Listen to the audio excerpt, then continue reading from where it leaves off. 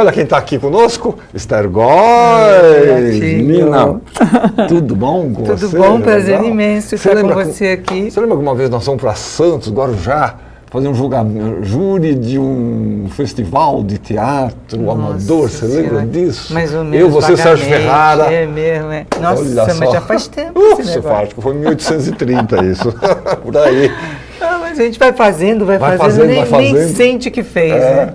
Volokolansky, falei certo? Exatamente. Volokolansky, existe esse lugar? Existe. Existe. Essa estrada existe, está lá, é uma estrada que liga Moscou a Berlim. Ah, a estrada se chama Volokolansky. A estrada de Volokolansky, quer dizer, não é o lugar, é a estrada. É uma estrada mesmo. É. E é onde se inicia a peça, né, que se chamou A Estrada de Volokolansky, porque foi inspirada, primeiro, a princípio, nos relatos a respeito do que aconteceu na Segunda Guerra, ali naquela estrada, naquele lugar, com o exército russo recuando, com o exército alemão avançando. Então, como ele diz que começa com a estrada que vai de Berlim a Moscou e depois de Moscou a Berlim, porque foram os russos que ganharam a guerra. E empurraram os alemães de volta. Empurraram. Então, esses fatos acontecidos ali entre um comandante e seus comandados, pobres crianças que mal sabiam Esse comandante é o quê? Alemão? Não, esse comandante é russo. É russo, o regime é Stalin ainda, né? Já é o soviético stalinista. E ele segurando as pontas com praticamente crianças que ele tinha que obrigar a se tornar soldados. Então, são duas unidades maravilhosas realmente e que são uma narrativa, porque elas são coisas que realmente aconteceram. E que são inspiradas num livro chamado do Alexander Beck, chamado A Estrada de Volokolansky, muito anterior, e o Alexander Beck era um jornalista militar que colheu isso diretamente deste comandante, né? Então essa é uma narrativa realmente real. Uma coisa. Aí o autor, que na verdade Rainer Miller, que é alemão e que não pretende realmente falar disto, mas que pretende falar da República Democrática Alemã, começo, meio e fim. Ele pega daí, né? Pega do começo do regime e faz um salto na terceira unidade, indo diretamente já para Berlim, para a RDA, a República Democrática Alemã, que é o socialismo implantado na Alemanha Oriental, né, e em Berlim Oriental, pelos soviéticos depois que ganharam a guerra. E isto ele já pega ali, já em crise. Quer dizer, a crise desse socialismo já acontecendo. Já desmoronando, já aquela coisa. Não, a grande possibilidade, né, que se chama o duelo, é a terceira unidade, o momento em que, em 17 de junho de 53, houve aquela grande rebelião, que eles poderiam ter tratado de um jeito, mas trataram de outro. Chamaram os tanques, reprimiram tudo, e aí, a partir daí, o regime começa a se fechar. Na quarta unidade, o Rainer Miller... Você está falando, unidades são os capítulos da peça, vamos dizer assim. Sim, são 5 unidades. Na quarta unidade, aparece uma farsa de um diretor socialista, do gênero militar, né? Uma coisa meio... É sempre nebuloso, né? Se são militares, civis ou o quê, né? Mas que ele é um cara que, enfim, que está ali para estabelecer essa forma de governar chamada burocracia, né? É um regime, né? Então, o regime se transforma... Que tem ideólogos, inclusive, exatamente, né? Max Weber, o grande ideólogo da burocracia. Tal. E vai se transformando tudo em burocracia, porque a partir do momento em que a repressão se instala, tudo tem que ser vertical, e o escritório, né? Sim. O escritório o controle, exatamente. E esse cara, ele acaba se transformando ele próprio num móvel. Numa escrivaninha, num utensílio. Então, é um escritório socializado dessa forma. E aí ele volta na quinta unidade para essa se chama O Enjeitado. Então, a anterior se chama Centauros. Centauros, metade escrivaninha, metade homem. Né? É inspirada em Kafka, essa. Então, dá-se uma metamorfose. Na quinta unidade, volta-se, de repente, para a situação implantada na terceira, que também é RDA. Essas três são sobre a RDA. Em que existe agora o mesmo, poderia ser outro, mas poderia ser o mesmo comandante em chefe de O Duelo, que esteve lá lutando para que os tanques viessem, e o embate dele com o seu filho já adulto, que é aquele cara que já não aceita o sistema, o cara que já questiona, que já perdeu amigos no muro, que foi preso por causa disso, por questionar, e na verdade o muro está entre os dois, na verdade, né? Então esse embate final, que é muito sério e que eu acho que a gente pode ver tantas coisas nisso que é impressionante, a quantidade de camadas de leitura que isso propicia. De leitura, né? E inclusive a gente se sente dentro completamente, e a gente sente como são duas realidades, e você não sabe onde que... Nessa peça, de verdade, o que o Heiner Miller faz é demonstrar que partes da razão estão em todos os lugares. Por isso que não dá para você impor em bloco nada, porque... Fulano tem razão e não ciclano. Não, ele tem uma parte da razão e aqui também tem uma parte da razão. O tempo todo você esse mesmo, embate, o espectador, né? E essa é a posição em que ele quer que o espectador esteja, incomodado com o fato de não conseguir se identificar inteiramente com nada, entendeu? Nem com ninguém, porque mesmo no momento do duelo lá atrás, na terceira unidade, quando você tem o diretor e o vice, e um de cada lado, mas e atrás a janela com a multidão gritando, você não sabe se esse aqui tem pedaços, esse tem pedaços, e aqueles têm pedaços. Também tem. Então, na verdade, ele está colocando o espectador na posição de pense, né? Veja, confie no que você for capaz de perceber. Isso, né? E tira suas conclusões. E ele dizia exatamente, desculpa te interromper, que a verdade atualmente você encontra nos fragmentos, né? Você não encontra ela em bloco, né? Isso é o que nós estamos vivendo. Né? Isso que eu ia falar, quer dizer, tem muito a ver com a realidade que a gente tem hoje em dia, de fracionamentos, né, de dualidades, de radicalismos, né, e todo mundo questiona tudo e ninguém sabe direito, né, analisar e avaliar. Né? É uma coisa assim interessante que você observa, porque eu faço 3 homens nessa peça. Então, 3 homens? Eu faço 3 homens. O Ariel basta um, faz 3. O Ariel faz esse comandante da primeira e segunda unidade, que ele faz maravilhosamente bem. Também temos Marcelo Reis, Jean Dandrá, Leandro Bittar, somos 5 em cena. Mas uma coisa que me chamou muito a atenção quando eu tentei incorporar esses comandantes, diretores, etc., é que a obstinação deles, ela é fascinante.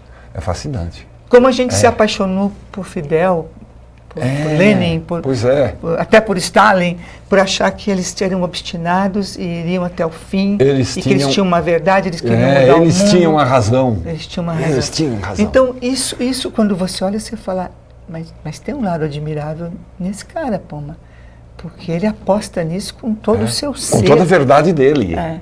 E ele realmente ele crê nisso. Né? E quando do outro lado, e quando isso é questionado, como quem diz, não, isso é absurdo, é desumano, o que você está pensando? Então você acha que em nome disso você pode torturar, matar, fazer isso, fazer aquilo, criar cadeias com torturadores? O que é isso? Que espécie de coisa? Quando isso é colocado e você vê o outro lado, onde estão as vítimas dessa sensação de verdade que esse cara teve, ao ponto de achar que poderia destruir, jogar tanques, né?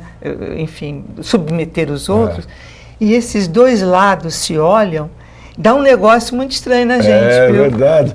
Engraçado que há pouco tempo atrás eu vi um filme na televisão, um documentário sobre Che Guevara. Como vários países do mundo enxergam o Che. E quando você vê a diferença de entendimento do Che Guevara, por exemplo, dependendo de onde a pessoa está, e da cultura local e das condições sociais, não sei o quê, é completamente diferente. Né? As pessoas, cada um enxerga aquele mesmo ícone, vamos dizer, o Che Guevara, um ícone, sim, claro, né? Enxerga de formas completamente diversas. Né? É curioso isso. E a gente tem essa memória, né? Dentro de nós, das nossas crenças. De fatos que aconteceram há 70 anos atrás, 60, 70 anos atrás. E quanto que nós apostamos, né? E nessas verdades, eu me lembro de eu mesma. As pessoas ainda estão aí. Quanto, exatamente. As pessoas que viveram essas coisas ainda estão por aí. E a coisa bacana desse autor, do Heiner Miller, é que ele passou por tudo isso, né? Ele passou desde a Segunda Guerra, já meio criança ali, ele passou por esse regime inteiro, ele escolheu ficar na Alemanha Oriental, porque ele achava que o capitalismo era muito pior, e sempre achou isso, nunca deixou de achar. Mesmo depois dos acontecimentos em todos. Nenhuma hipótese, em nenhuma hipótese, ele dizia que ele preferia ser reprimido por tudo aquilo que estava acontecendo ali do que pelo mercado. Porque o mercado o destruiria. Ele sabia disso perfeitamente. E, no entanto, então opta por ficar censurado, muito censurado sempre, mas tentando raciocinar nessa peça. Ele diz, ela foi escrita como uma tentativa de impedir o naufrágio. Que vinha se aproximando, que vinha se aproximando. Ele sentia que estava vindo, estava chegando. Então, ele escreveu em que época? Ele escreveu... Logo após essa peça aqui foi escrita exatamente de 85 a 87. Quer dizer, o muro não tinha caído ainda, mas já tinha toda uma sensação. Ele diz, ele narra isso, né, que é muito interessante, que a última unidade, que é a mais contundente, porque ele fazia a peça aos poucos, aos pedaços, e tentava ler um aqui ou ali, cada vez ele tinha que pedir para a censura permitir. Autorização, permissão. Que aquilo era uma coisa que tinha que enrolar, tinha que fazer tudo. Mas assim, em pedaços, para poder obter, para dizer, nós vamos discutir isso ou aquilo. E com o passar do tempo, quando ele chegou na última unidade, que é a unidade mais contundente mesmo, aquela que coloca as cartas na mesa, é ali, né? A coisa pega. E ele falou, essa aqui não vai passar nunca, mas em todo caso.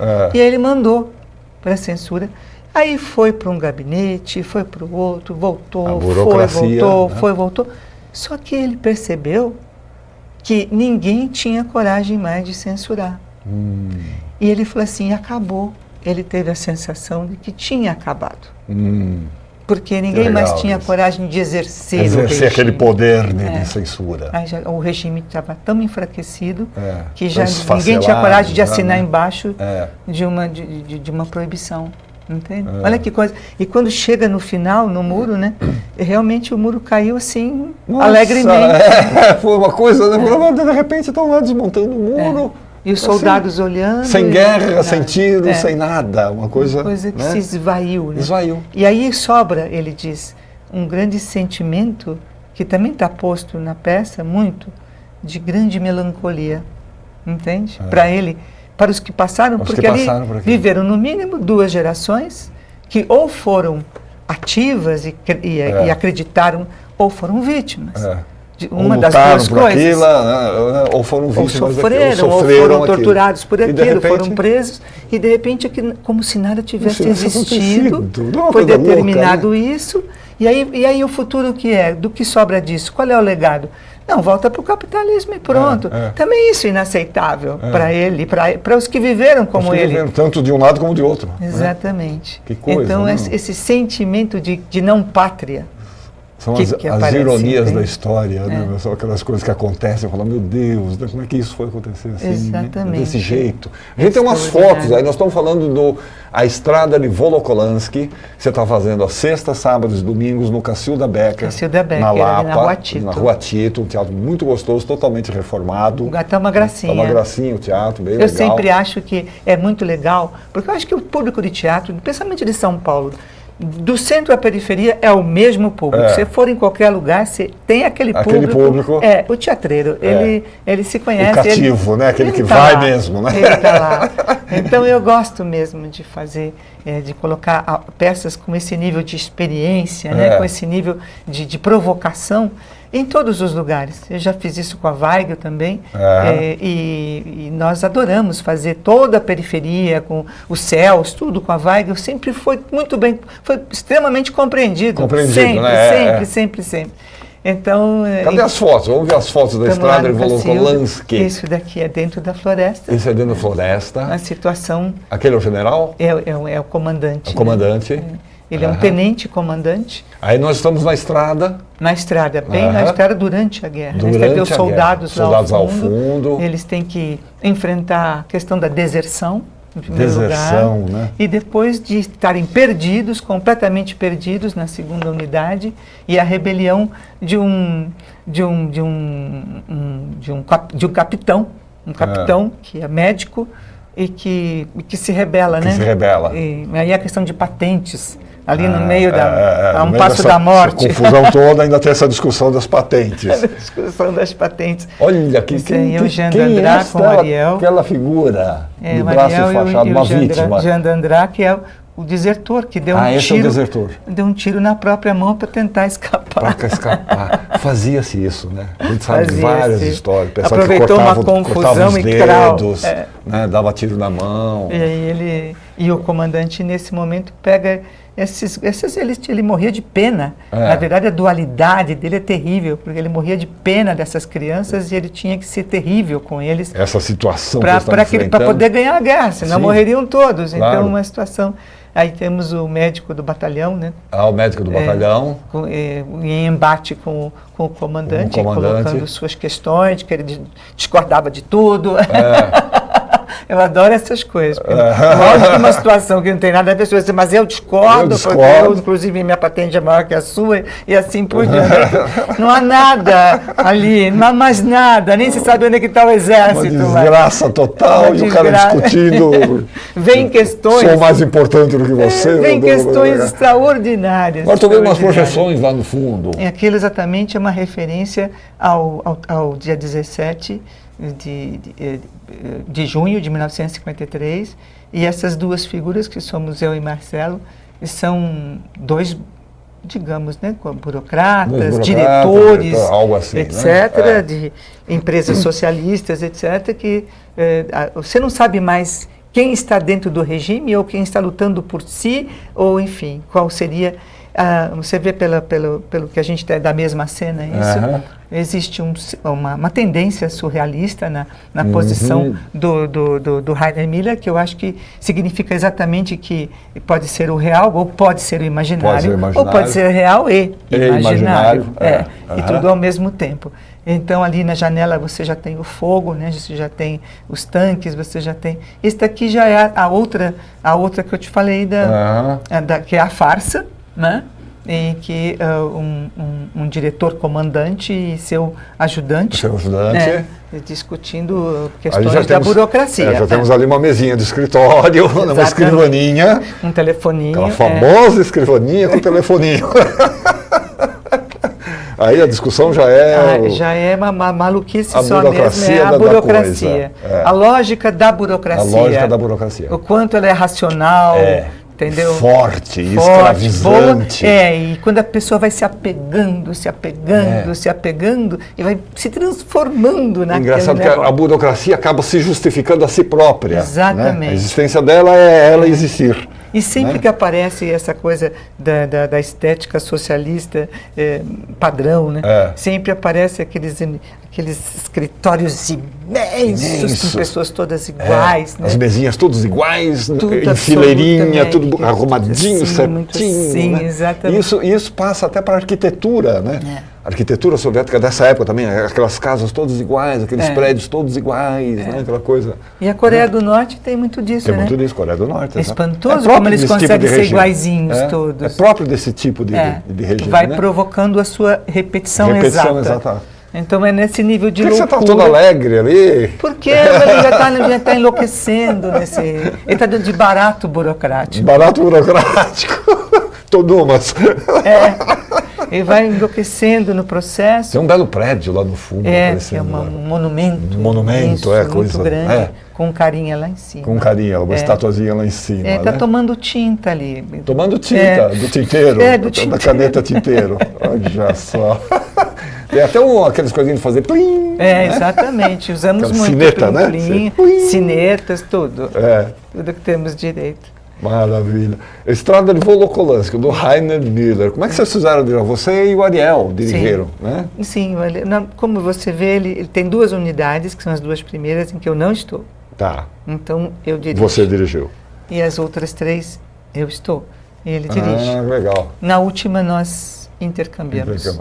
Legal. E fazemos juntos. Então é sextas e sábados, 21? E domingo às 19 horas. Domingo às 19 horas. Teatro Cacilda Becker, Rua Tito 295, ali na Lapa. Isso. Muito gostoso, um lugar muito agradável. Ficamos só até o dia 29 de outubro. E daí só podemos voltar no ano que vem, porque aí eu tenho uma filmagem logo após. Na sequência? e aí só o ano que vem. Então, só posso dizer que é bacana, eu acho bem bacana. Eu gostaria muito que você fosse ver. Vou mesmo, né? Mas vou mesmo. E vocês não tenha também? Dúvida. Não né? tenha dúvida. Todo mundo lá para ver a estrada de Volokolamsk. Até o dia 29 Até de dia outubro. 29, Teatro Cacilda Becker, sexta e sábado, 21 horas, domingos, 19 horas. Exatamente. Esther, dá um abraço pro Ariel, que não pôde vir hoje. Sim, claro. Tá bom? Tá. Ele Sucesso está pra maravilhoso, você lá. desculpa, no papel e na direção também. Só né? posso dizer que... Vocês formam uma boa dupla. Você sabe que o Ariel sempre me surpreende na direção e ele me fala umas coisas que eu fico meio assim no começo, porque a gente sempre fala, e a gente desconfia, né? Mas de repente eles têm uns saques de direção extraordinários. Eu sou muito agradecida. Vocês trocam legal isso, né? Eu fico muito agradecida, que eu levo super a sério, porque ele tem umas coisas que acertar um ponto assim que move a situação toda, e eu gosto muito da direção dele. Abraço pro Ariel. Legal.